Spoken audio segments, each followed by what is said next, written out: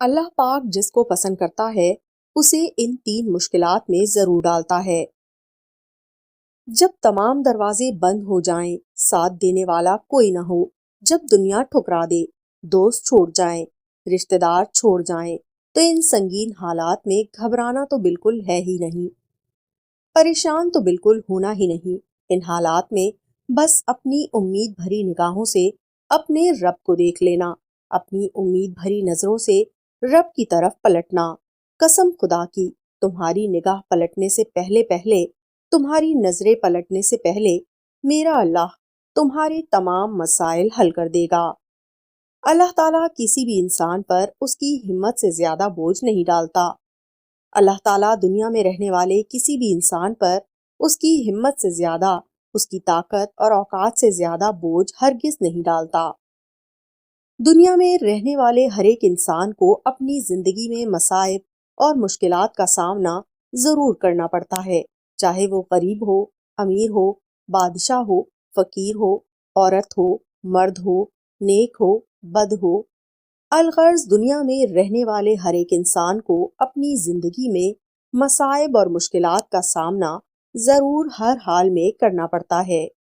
حضرت سیدنا علی مرتضیٰ شیر خدا کرم اللہ وجہ کریم فرماتے ہیں کہ میں نے ایک دن رسول اللہ صلی اللہ علیہ وسلم سے سنا کہ جو بھی شخص مصائب اور مشکلات میں انا للہ و انا الیہ راجعون پڑھتا ہے، جب اس پر کوئی پریشانی آتی ہے، جب انسان پر کوئی مصیبت آتی ہے، کوئی بھی مشکل سامنے آتی ہے، تو وہ فوراً صبر کا دامن مضبوطی سے پکڑتے ہوئے، شکر کا دامن مضبوطی سے پکڑتے ہوئے انسان کہتا ہے انا للہ و انا الیہ راجعون۔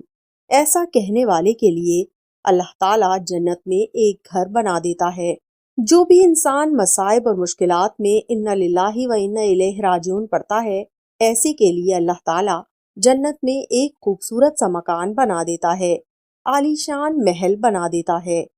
حضرت ابو موسیٰ اشعری رضی اللہ تعالیٰ عنہ سے روایت ہے، کہتے ہیں رسول اللہ صلی اللہ علیہ وسلم نے فرمایا کہ جب ایک انسان کا بیٹا فوت ہوتا ہے، جب کسی آدمی کا بیٹا فوت ہوتا ہے، جبکہ یہ آدمی اپنے بیٹے سے بہت ہی پیار کرتا ہے، اس کے اندر بیٹے کی بہت محبت ہے۔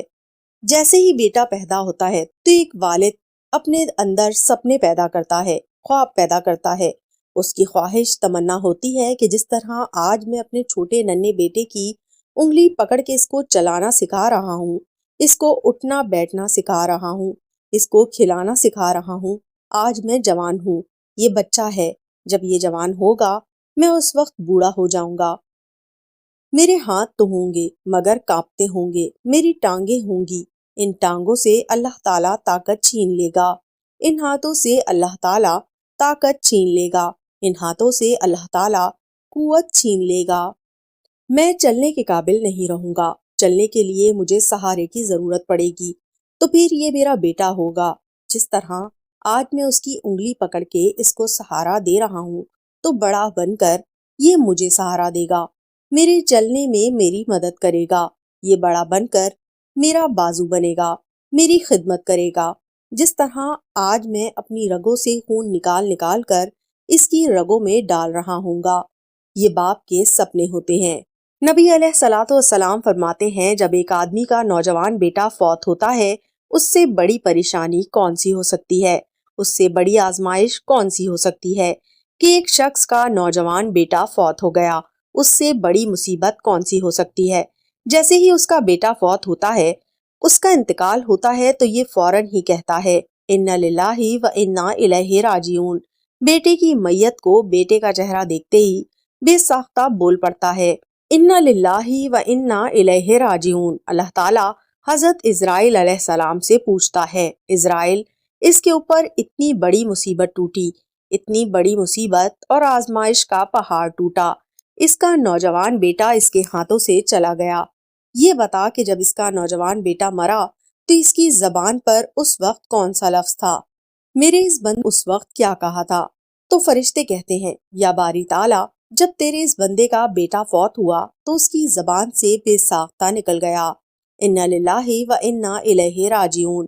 مالک بندے نے پہلے تو تیرا شکر ادا کیا، پھر پڑھا انا للہ و انا الیہ راجعون۔ یہ سنتے ہی میرا اللہ فرماتا ہے میرے اس بندے کے لیے جنت میں ایک خوبصورت سا عالیشان محل تیار کر دو، ایک عالیشان مکان بنا دو، اور اس عالیشان محل کا نام بیت الحمد، اس کا نام شکرانے کا گھر بیت الحمد رکھ دو۔ یہ انعام کیوں دیا جا رہا ہے؟ اس لیے کہ اس کے اوپر مصیبتوں کے پہاڑ ٹوٹے، آزمائشوں کے پہاڑ ٹوٹے۔ اس نے صبر کا دامن مضبوطی سے پکڑتے ہوئے، شکر کا دامن مضبوطی سے پکڑتے ہوئے انا للہ و انا الیہ راجعون کہا۔ میرا اللہ فرماتا ہے او میرے بندے، کیا تم ایسے ہی جنت میں چلے جاؤ گے؟ کیا جنت میں جانا اتنا آسان ہے؟ جنت میں جانا اتنا آسان نہیں ہے جتنا تم لوگوں نے سمجھ رکھا ہے۔ جنت میں جانا بڑا ہی مشکل ہے۔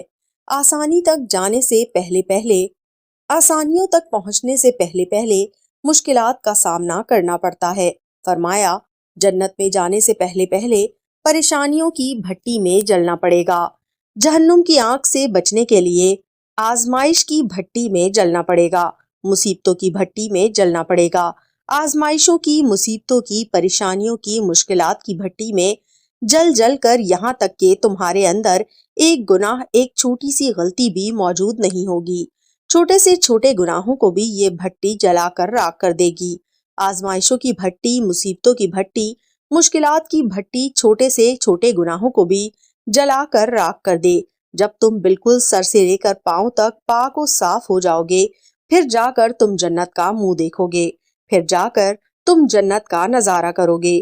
آزمائش، مصیبت، پریشانیاں دو لوگوں کا پیچھا نہیں چھوڑتی۔ آزمائش دو لوگوں کا کبھی بھی پیچھا نہیں چھوڑتی، ایک مومن مرد، دوسری مومن عورت۔ آزمائش، مصیبتیں، پریشانیاں، مشکلات ان پر حملہ کرتی ہیں، کبھی مومنوں کی اولاد پر حملہ کرتی ہیں، کبھی ان کی بیویوں پر حملہ کرتی ہیں، کبھی ان کے مال پر حملہ کرتی ہیں، اور یہ وہ لوگ ہوتے ہیں جو شکر کا دامن کبھی نہیں چھوڑتے۔ صبر کا دامن انہوں نے مضبوطی سے پکڑا ہوا ہوتا ہے، زبان پر شکر کے سوا کچھ ہوتا ہی نہیں۔ ایک مہربان استاد ماہانہ امتحان میں ناکام ہونے والے شاگرد کو ڈانٹتا ہے اور سزا دیتا ہے۔ یہ شاگرد کو ڈانٹنا اور سزا دینا یہ استاد کی دشمنی نہیں، اس کی وجہ دشمنی نہیں، اس کی وجہ محبت ہے۔ استاد مارتا اس لیے ہے کہ وہ چاہتا ہے کہ میرے شاگرد کی اصلاح ہو جائے، اس کی زندگی کا قیمتی سال برباد نہ ہو جائے، اس لیے استاد اپنے شاگرد کو مارتا ہے، پیٹتا ہے کہ تو محنت کر لے، محنت کر لے، کہیں ایسا نہ ہو تیری زندگی کا قیمتی سال برباد نہ ہو جائے، تیری زندگی کا قیمتی سال ضائع نہ ہو جائے۔ اللہ تعالیٰ بھی ایسے ہی چاہتا ہے کہ دنیا میں رہنے والا ہر ایک میرا بندہ قیامت کے دن مجھے کامیاب دکھائی دے۔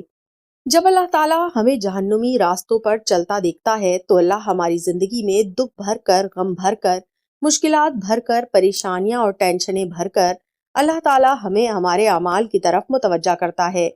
جوانوں، میرے اللہ کا ہم پر کتنا احسان ہے کہ اللہ تعالیٰ ہم پر اس طرح سے مصیبت ڈال کر، آزمائشیں ڈال کر توبہ کرنے کا موقع فراہم کرتا ہے۔ آخری بات، آخری سبق، جوانوں، جب حالات حد سے بڑھنے لگے، جب معاملات حد سے زیادہ خراب ہونے لگے، جب تم مشکلات سے بری طرح متاثر ہو جاؤ تو لا الہ الا انت سبحانک انی کنت من الظالمین، میرے نبی کی بتائی گئی دعا، میرے نبی کی فرمائی گئی دعائیں، لا الہ الا انت سبحانک انی کنت من الظالمین، یا حی یا قیوم برحمتک استغیث، یہ دونوں دعائیں پڑھ کر اللہ کی ذات کی طرف متوجہ ہونا ہے۔